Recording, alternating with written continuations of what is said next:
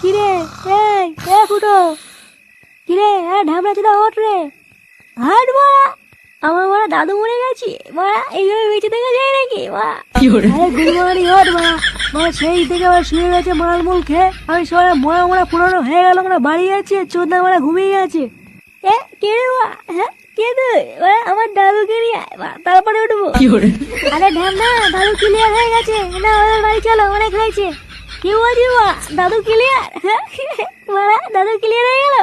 আরে ঢ্যামনা উঠে আয় ভাই, তোকে মারা পরের দিন থেকে আবার মাল খাওয়াবো, উঠে আয় উঠে আয়। এইসব পরে হবে মা, আগে বল রাতে কি হচ্ছে, মেনু কি?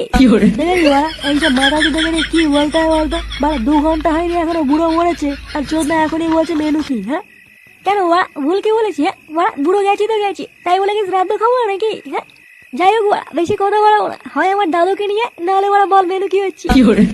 ও বলতে না, এই মালটাকে তুলে নিয়ে চলো, নাহলে আজকে আর বাড়ি যাবে না।